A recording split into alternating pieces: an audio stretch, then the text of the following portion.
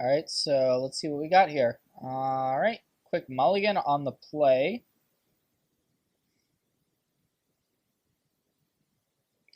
Into another hand that's pretty awkward.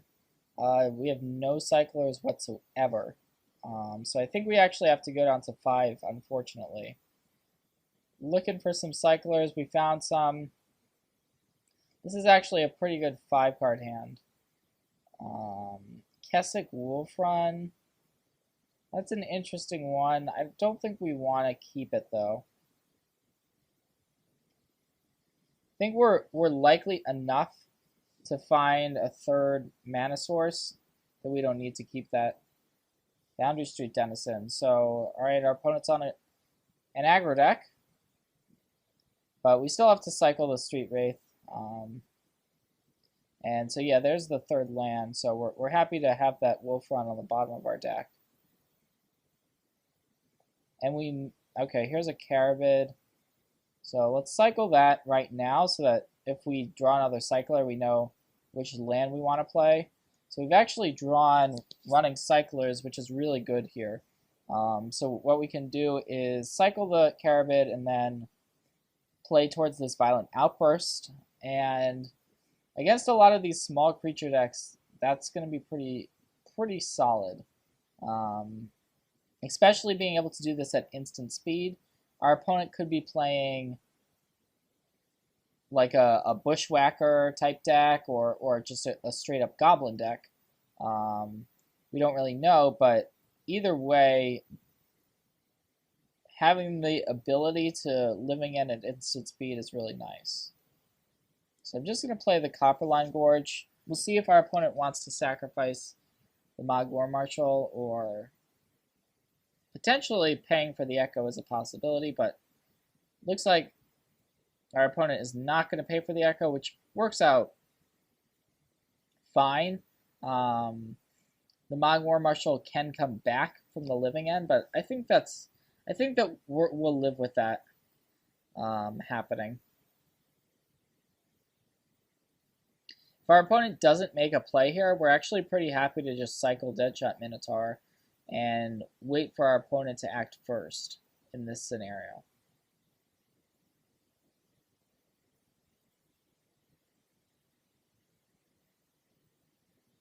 And we've got 4 creatures already in the graveyard, and it could be more. So here's a Goblin Chieftain, and this is going to cause us to go for the living end, essentially. Our opponent's forcing our hand, and so our opponent's going to get back that Mogg War Marshal while we get back the 4 creatures in our graveyard. So hopefully this is good enough to get the job done. Now there's definitely a chance that it's not. Actually, we don't have to attack with the Street Wraith.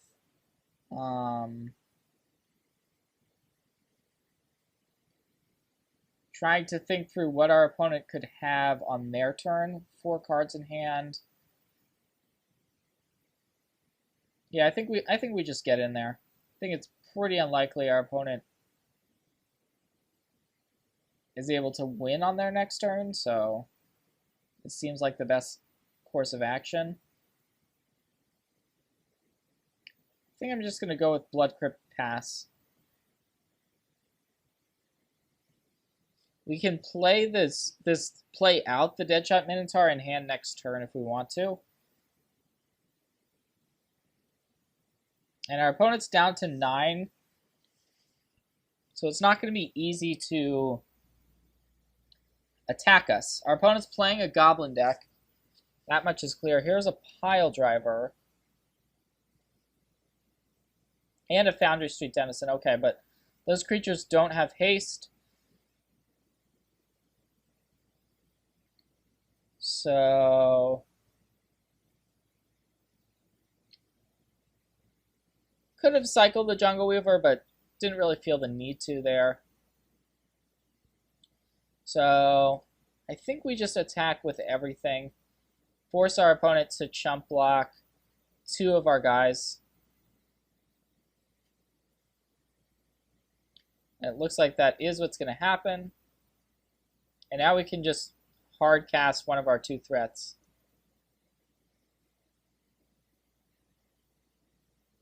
So, sure, let's go with the Street Wraith. And having that additional blocker should stop our opponent from being able to do too much.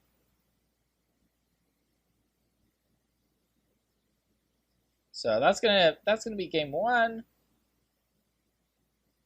So sideboarding against Goblins. Interesting. Well, I don't think we want these Fulminator Mages. Our opponent's not playing non-basics that we saw, so we can board as if we're kind of against burn. And that means siding in the Gnaw to the Bones, the Brindleboars, and the additional Shriek Maw. Cutting a Beast from Within seems fine.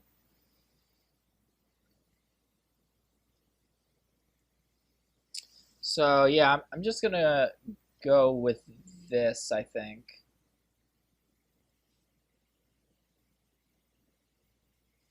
And our opponent's on the play here, so we'll see. That was a Multi 5, even though our hand was pretty nice. And I think we do keep this. It does have a Living End in hand, which is pretty bad for us. We could actually have a couple plays we could make. We could exile the Simian Spirit Guide in order to Shriek Maw the Foundry Street Denizen right now. I actually think that's a pretty solid line to take. Let's go for that. Because the Foundry Street Denizen can really deal us a lot of damage. So we saw Mog War Marshal. We know that our opponent's got tons of Goblins. So taking that out of play seems worth it. And so, yep, there's the Mog War Marshal. So we're happy with that. So now we can cycle the Jungle Weaver.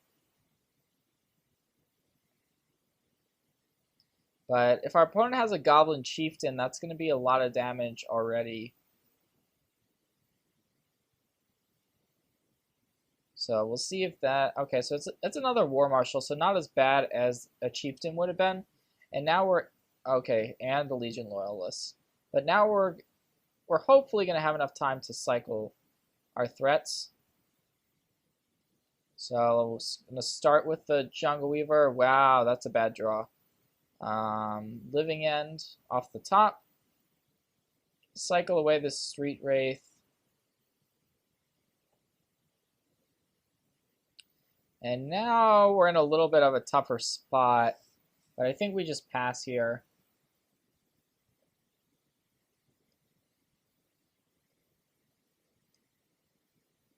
We have the Violent Outburst available to us. And here's a Tormod script. So that means we're probably going to have to respond here now with Living End to get these 3 creatures back. Yeah, I think our hand is forced by this Tormod script. So I'm going to go for the Violent Outburst here. And we only have 1 Living End left in our deck, so this is it. We're going to get back our Living End, and we're going to be basically all in on the Shriek Maw, Jungle Weaver, and Street Wraith that come into play here. But our opponent's also going to get 2 Mog War Marshals and a Foundry Street Denizen.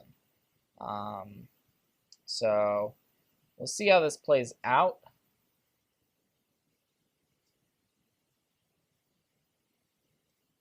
So we get the Shriek Maw trigger, and we're going to want to take out that Foundry Street Denizen. So let's do that.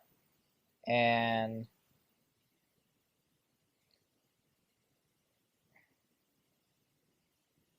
we may actually want to use this Beast Within on one of our own lands, which is something you can do. You can Beast Within your own land to get a beast.